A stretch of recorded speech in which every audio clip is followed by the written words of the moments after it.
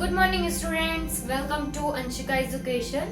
आज हम लोग अगेन करने वाले हैं linear equation in two variable का क्वेश्चन नंबर 9। और आप लोग आई होप सो बुक लेकर बैठिएगा, बुक्स में क्वेश्चंस जरूर नोट डाउन कीजिएगा और अच्छे तरीके से एक बार खुद से सॉल्व करने की कोशिश करिए, फिर उसके बाद वीडियो देखिए, क्योंकि इसके पहले के previous question we are already done. So इसको पहले खुद से सॉल्व कीजिएगा, फिर उसके बाद खुद से बाद में अगर if any problem you face then watch it. Question number 9 हम लोग करने वाले हैं। क्वेश्चन नंबर 9 में क्या कह रहा है, फॉर व्हाट वैल्यू ऑफ सी, मतलब सी कैसी क्या वैल्यू होगी और उसके आगे का हम लोग पढ़ने जा रहे हैं। For what value of see the linear equation this, एक इक्वेशन दी गई है। सबसे पहले हम लोग यहाँ पे इक्वेशन को लिख लेते हैं, 2x plus C Y equals to 8। For what value of C, अगर सी की क्या ऐसी वैल्यू होगी has equal value of x and Y. For equal value of x and Y कह दिया गया, मतलब कि दोनों वैल्यू क्या है, आपस में बराबर है, both value are equal to each other. Okay, तो इसमें क्या कह रहा है, व्हाट वैल्यू ऑफ सी, कोई ऐसी वैल्यू बताना जो कि इस इक्वेशन में अगर इफ इसमें कंडीशन दी गई है एक्स और वाई की वैल्यू सेम है, तो हमें सी की ऐसी वैल्यू बताना जो इस लीनियर इक्वेशन को उसको क्या कर रहा है, सेटिस्फाई कर रहा है। तो इसमें हम कैसे निकालेंगे, इसमें सी की वैल्यू कैसे पता चलेगी, एक्स और वाई की वैल्यू ही नहीं मुझे पता है, तो एक्स वाई वेरिएबल है, आपस में प्लस माइनस भी नहीं हो सकता है अनलेस एंड अनटिल अगर वैल्यू सेम हुई, वेरिएबल सेम हुआ, तो हम लोग इसमें सी की वैल्यू फाइंड कर सकते हैं। और इसमें दिया भी गया है क्वेश्चन में, question are giving that both values of x and y are equal, मतलब एक्स की जो वैल्यू होगी that is your y value also, means that implies x equals to y, both value are same to each other according to the question। तो अगर x और y same है तो हम लोग जहां जहां हमको y दिख रहा है वहां वहां x हम लोग फिल कर सकते हैं, या तो फिर जहां जहां x दिख रहा है वहां पे हम लोग y लिख सकते हैं। both are same things, you can do any method। तो हम लोग y को x लिख देते हैं क्योंकि both are बराबर, यहाँ इसको इक्वेशन फर्स्ट मान लेते हैं और यहाँ पे हम लोग y को x लिख देते हैं, तो 2x remain same, c y की जगह क्या हो जाएगा, x हो जाएगा, इक्वल्स टू 8। फिर उसके बाद इसको माइनस में लेकर आते हैं, वैसे हम डायरेक्टली भी सॉल्व कर सकते हैं बट कोई प्रॉब्लम ना हो इसलिए हम लोग स्टेप इंक्रीज कर सकते हैं जिससे हम लोग को कोई क्वेश्चन में गलत ना हो जाए। तो 2x इधर ही रहने देते हैं LHS में, इसको जो 8 है जो कि RHS में है उसको हम लोग LHS में ले आते हैं and that is your minus में हो जाएगा वो, तो -8 इक्वल्स टू CX। हमें पता है ये जो C को हम लोग को एक तरफ रखना है क्योंकि हमें C ही निकालना है, for what value of C, तो C को हमें अलोन छोड़ना पड़ेगा। तो C को जब हम लोग अकेला छोड़ेंगे तो ये X कहाँ जाएगा, X उसके नीचे चला आएगा, तो यहाँ पे क्या आ जाएगा, X नीचे क्यों आएगा, क्योंकि ये मल्टीप्लाई में है और मल्टीप्लाई में से जब आप लोग LHS RHS चेंज कर दो तो वो चीज डिवाइड में हो जाती है, और प्लस माइनस रहेगा तो उसका इंटर कन्वर्जन प्लस माइनस से ही होता है, लेकिन जो मल्टीप्लाई में होता है वो डिवाइड में हो जाता है। तो यही इसका है C की value for given this equation.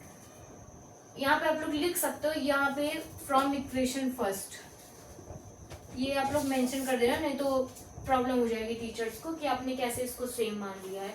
तो इसको लिख करके फर्स्ट इक्वेशन मान करके फिर उसके बाद ये करेगा, that is your answer. Let's move toward the now question number 10 is let y varies directly as s। Directly varies मतलब क्या होता है, मतलब कि वेरीज कर रहा, मतलब अगर ये बढ़ा तो वो भी बढ़ेगा, अगर ये डिक्रीज हुआ तो they will also be decrease. तो डायरेक्टली वेरीज का मतलब यही है, लेकिन हम लोग मैथमेटिकली बताएं तो हम लोग यहाँ पे डायरेक्टली प्रोपोर्शन का साइन लगाते हैं, जो कि जैसे ऐसे बनता है, ऐसे करके बनता है। तो अभी हम लोग देखेंगे क्वेश्चन में इसका यूज है या नहीं है। तो क्वेश्चन क्या कह रहा है, let y varies directly as x। यदि y जो है directly varies with x means whatever the value of y and whatever the value of x they both increases with constantly, दोनों आपस में क्या करेगा, एक साथ इंक्रीज डिक्रीज होगा। फिर उसके बाद क्या कह रहा है, इफ y की वैल्यू अगर 12 है जब x की वैल्यू 4 है तो हम लोग को एक लीनियर इक्वेशन बतानी है। तो पहले इतना पार्ट कर लेते हैं, फिर उसके बाद क्वेश्चन में आएंगे कि y की वैल्यू क्या होगी जब x हमारा 5 होगा। तो सबसे पहले हम लोग इक्वेशन बना लेंगे, फिर उसके बाद में ये वैल्यू पुट करके हम लोग इसका आंसर निकालेंगे 10th वाले का। तो इसको पहले सॉल्व करते हैं। y varies directly as x, मतलब y जो है डायरेक्टली प्रोपोर्शनल है x के।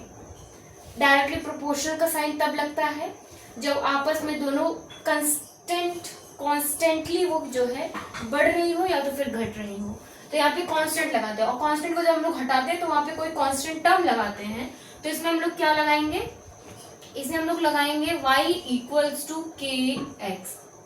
और अगर हम लोग ये साइन हटाते हैं तो इक्वल्स टू का साइन लगाते हैं, यहाँ पे कोई कांस्टेंट टर्म लगाते हैं। फिर उसके बाद इसको हम लोग इक्वेशन फर्स्ट मान लेते हैं, इसको हम लोग इक्वेशन फर्स्ट मान लेते हैं। फिर उसके बाद कह रहा है कि y की वैल्यू 12 है और x की वैल्यू 4 है, तो इसमें वैल्यू पुट कर देते हैं। तो y की वैल्यू पुट करते हैं, x की वैल्यू पुट करते हैं, देखते हैं क्या आता है। y की वैल्यू 12 है कि एज इट इज रहेगा, x की वैल्यू 4 है, तो 12/4 इक्वल्स टू के। 4 1 4, 4 2 जाए, 4 3 जा 12। के की वैल्यू क्या आई, 3 आई। कांस्टेंट की वैल्यू कितनी आई, 3 आई है। अब हम लोग क्या कह रहा है, लीनियर इक्वेशन लिखनी है। क्या करना है, लीनियर इक्वेशन लिखनी है। तो लीनियर इक्वेशन फर्स्ट, ये जो के की वैल्यू इसको हम लोग फर्स्ट इक्वेशन में पुट करेंगे। यहाँ पे लिख देंगे put the value of k in equation first, we get, क्या मिलेगा, y वही रहेगा सेम, के हम लोग का 3 into x, y equals to 3x। I hope so this can be visible. हम लोग यहाँ पे ये चीज लिख देते हैं, y इक्वल्स टू 3x। ये हमें मिलकर आया है। इससे हम लोग क्या समझ रहे हैं कि जो भी x की जो वैल्यू होगा उसको हम 3 से मल्टीप्लाई करेंगे और जो वैल्यू आएगा वो y की वैल्यू होगी। फॉर एग्जाम्पल, जैसे अगर हम लोग दूसरे कलर यूज करते हैं, सपोज दैट फॉर एग्जाम्पल अगर हम लोग x की वैल्यू 2 रखते हैं तो 3 इंटू 2 6 हो जाएगा। तो 6 क्या हो जाएगा, y की वैल्यू हो जाएगी 6।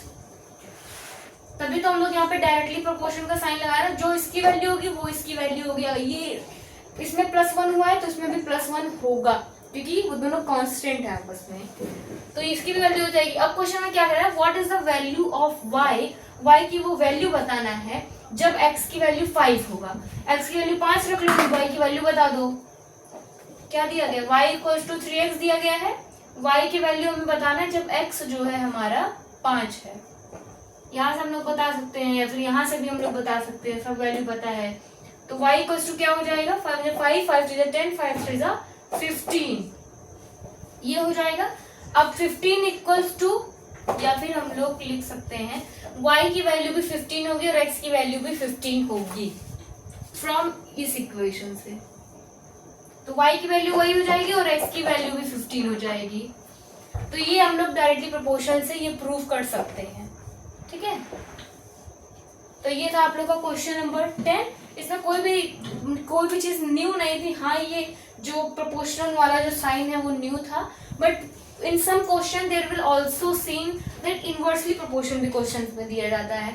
जैसे अगर कह दिया जाता है कि y जो है, ये हम लोग एग्जांपल ले रहे हैं, ये क्वेश्चन में नहीं है, इस क्वेश्चन में फॉर एग्जांपल कहीं कहीं आप लोग को दिखाया जाता है कि y जो है वो इनवर्सली प्रोपोर्शनल है x के, तो हम लोग इसका रेसिप्रोकल कर देते हैं।